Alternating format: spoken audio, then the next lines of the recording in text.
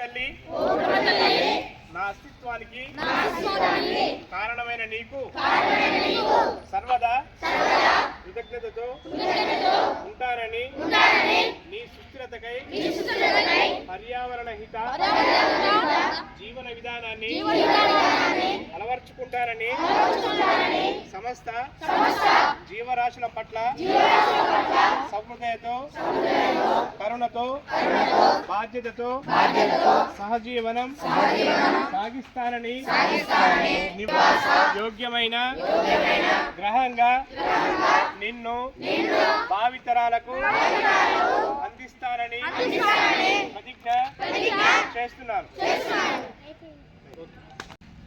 వర్షం పడ్డటువంటి నీళ్ళన్నీ కూడా ఎక్కడ పడితే అక్కడ వెళ్ళిపోకుండా బయటకు వెళ్ళిపోకుండా జలాలు పెరగడానికి అవకాశం ఉంటుంది. ఇది ఒక మన బళ్ళలోనే కాదు, మీ ఇళ్ళలో పెట్టుకోవాల్సిందే.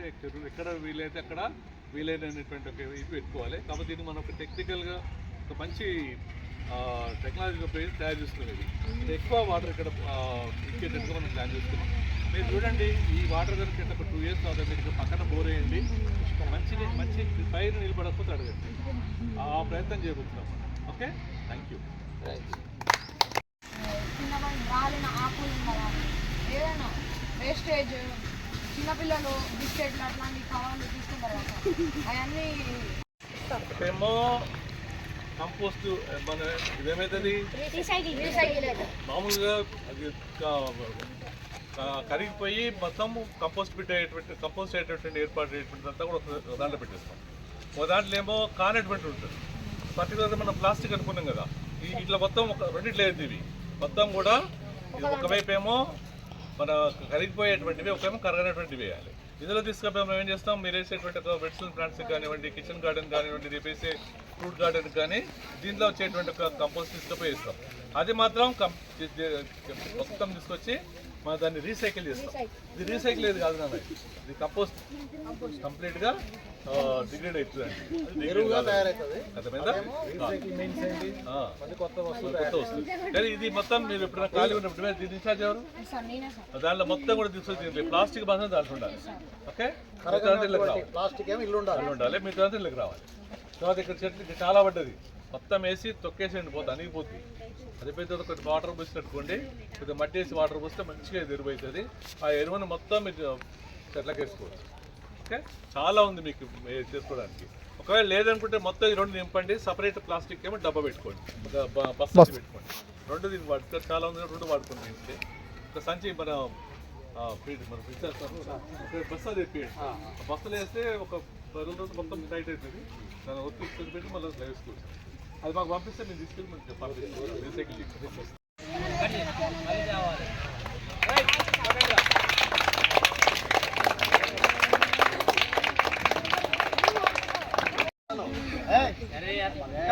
ఇక్కడ చాలామంది పిల్లలు దీనికోసం కష్టపడుతున్నారు.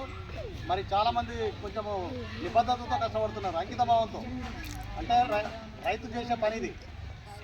వీటికి కాలువలు తీయడం కానీ, మొక్కలకు అంట్లు కట్టడం కానీ, వాటికి పాదులు చేయడం కానీ, నీళ్లు పెట్టడం కానీ, చదువు చేయడం కానీ, ఇవన్నీ చాలా చేస్తారు మన పిల్లలు. వీళ్ళందరికీ కూడా అభినందనలు. ఇక్కడ ఉన్నటువంటి అమ్మాయిలు కూడా చాలాసార్లు వచ్చి ఇందులో చెత్త చెదారం తీసేశారు. ఇవన్నీ కూడా చేయడం వల్ల మనకు ఒక ఆత్మ సంతృప్తి మిగులుతుందిరా. ఇవి ఒకరు తింటూరు. యాక్చువల్గా చాలామంది, సార్ మీ బండ్లో వంకాయలు తీసుకుపోయినా సార్, మీ బండ్లో పచ్చిమిర్చి తీసుకుపోయినా సార్, ఇవాళ మీ బండ్లో బంతిపూలు తీసుకుపోయినా సార్ అని చాలామంది సెంటర్లో నాకు చెప్తుంటారు. ఎందుకంటే ఇక్కడ ఆడుతుంటారు చాలామంది గ్రౌండ్లో. నేను ఎవరు వచ్చినా తీసుకోపోమని అంటున్నా. ఎందుకంటే మనం తినాలి, వాళ్ళు తినాలి, అందరు తినేదే ఇది. కాబట్టి వాళ్ళు హ్యాపీగా చెప్తున్నారు ఆ మాట. సార్ ఈరోజు మీ బడి కూరగాయలు సామాయి అనడం వల్ల మనకు ఒక తృప్తి అనేది మిగులుతుంది. ఇది రైతుకు నిత్యం లభించేటువంటి సంతృప్తి అన్నమాట. అందుకే మరి ఫార్మర్స్ని గౌరవించుకునే సందర్భంలో ఇటువంటి మనం ఏర్పాటు చేసుకుంటాం అన్నమాట. ఓకే, మరి ఈ సందర్భంగా వీరిద్దరికి కూడా అన్న చెల్లెలు బోడయ్య గారు, మన మంగమ్మ గారు, వారి అన్న చెల్లెలకు కూడా నేను అభినందనలు తెలియజేస్తున్నాను.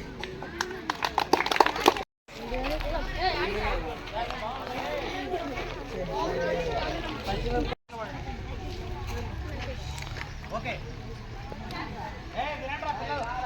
ఎవరన్నా ఇక్కడ సైకిల్ ఎప్పుడు బ్యానరు మీరు కూడా మీ దగ్గర నుంచి ఫోటో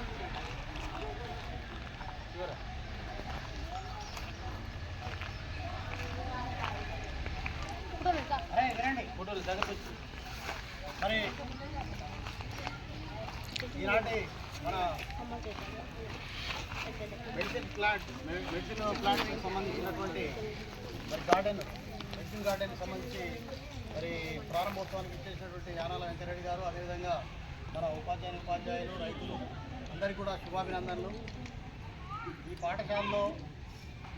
పాఠశాలకు వస్తూ ఈ పాఠశాలలో నేను ముఖ్యంగా ఉద్దేశంతో ఒక గ్రీనరీగా ఒక మెడిసిన్ ప్లాంట్స్ కిచెన్ గార్డెనే కాదు, ఇక్కడ ఒక గ్రీనరీగా ఒక ఫ్లవర్ గార్డెన్గా కూడా దీన్ని మలుచుకునే అవకాశము ఈ ప్రాంతానికి ఉందని నేను గుర్తించి దీన్ని చేయడం జరిగింది.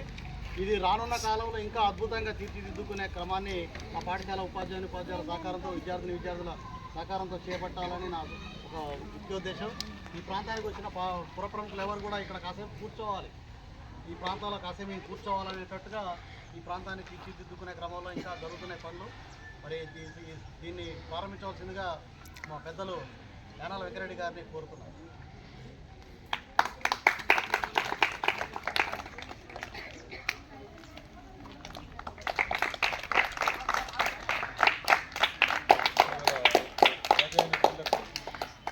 నాకు చిన్న ఎందుకు పెట్టామో కూడా ఒకసారి చెప్తాను.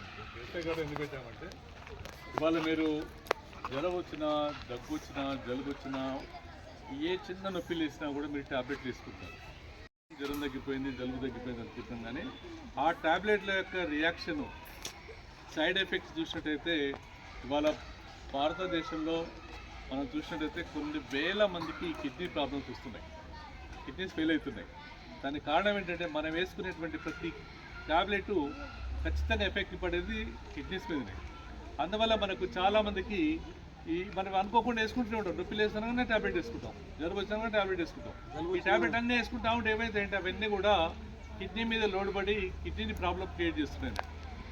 అందుకని మనం ఏం ఆలోచిస్తామంటే, మనం ఇచ్చేటువంటి ఈ మొక్కలు చూసినట్టయితే ఈ మొక్కల్లో కనుక ఒక్కొక్క మొక్క మీరు తీసుకుంటే ఒక్కొక్క వ్యాధికి సంబంధించినటువంటి నిరోధం చేసేటువంటిది, షుగర్ వ్యాధి కానివ్వండి, బీపీ కానివ్వండి, మీ జ్ఞాపక శక్తి తగ్గిన కానివ్వండి, రకరకాలైన వాటికి ఔషధంగా ఉపయోగపడేటువంటిది. మన పూర్వీకులంతా ఇవే వాడేవారు, ఎవరు కెమికల్స్ ఉన్నటువంటి మెడిసిన్స్ వాడలే, ఇవే వాడేవాళ్ళు. సో ఇప్పుడు నేను దీని మీద మనం ఇచ్చినామంటే మీకు వచ్చిన సమస్యలతో పాటు కొంతకాలం తర్వాత చాలా పెద్దగానే నేను ఎక్కడ చూడలేదు ఇంత మంచిగా డెవలప్ అయినటువంటి మెడిసిన్ గార్డెన్ చాలా బాగా డెవలప్ చేశాను. వెరీ హ్యాపీ, అందరిని అభినందిస్తున్నా. ఫస్ట్ వీటిని ఇంటే కాపాడుకోండి, రేపు సంక్రాంతి సెలవులు కానీ ఎండాకాలం సెలవులు చనిపోకుండా వీటిని కాపాడాలి. కాపాడడంతో పాటు ఈ మొక్కలకు సంబంధించినటువంటి పక్కన మీకు వస్తుంటాయి, వేరే పిలకలు వస్తుంటాయి. ఈ పిలకలు ఏం చేయాలంటే తీసుకుపోయి మీ ఇళ్ళలో పెట్టుకోండి. ఎందుకంటే ఏ ప్రాబ్లం వచ్చినా కూడా మీ ఇంట్లో కూడా ఎవరు ట్యాబ్లెట్ వాడవద్దు, ఇవే వాడాలి. మీ ఇంట్లో ఎవరైనా షుగర్ పేషెంట్ కూడా ఉంటే ఇవే వాడాలి తప్ప బయట కొనుక్కోవద్దు. ఏ డాక్టర్ దగ్గర పోకుండా ఉండేటట్టుగా మనం ఈ మెడిసిన్స్ వాడుకోవాలి. ఊరు మొత్తం విస్తరించాలి. సార్ చెప్పారు కదా, ఇక్కడ ఒక గ్రీనరీ ఏర్పాటు చేసి దీంట్లో వచ్చిన చెట్లన్నీ తీసుకెళ్ళి మొలకలను తీసుకెళ్ళి ఇళ్ళలో పెట్టుకొని ఈ ఊళ్ళో మెడికల్ షాపులు మూసే పరిస్థితి రావాలి, మెడిసిన్స్ వాడకుండా ఉండేటువంటి పరిస్థితి రావాలి. ఆ రకంగా మనం ప్రయత్నం చేద్దాం. ఆ ప్రయత్నం నాకు తెలిసి నేను ఇప్పటి 13 జిల్లాలు తిరిగాను. ఇంత బాగా మెడిసిన్స్ వాడిన ఎక్కడ నేను నిజంగా మనస్ఫూర్తిగా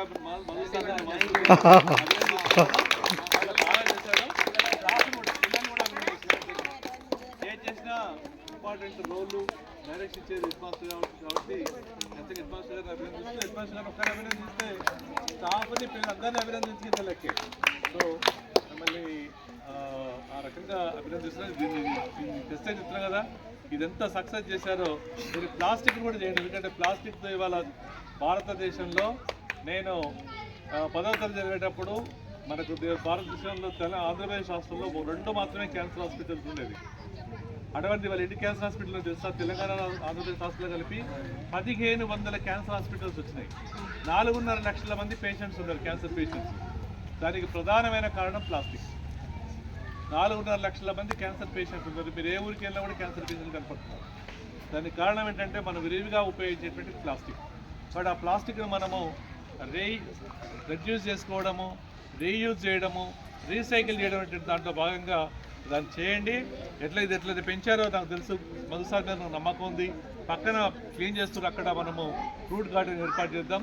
తప్పకుండా ఆ ప్రయత్నం చేద్దామని చెప్పి కోరుకుంటూ సెలవు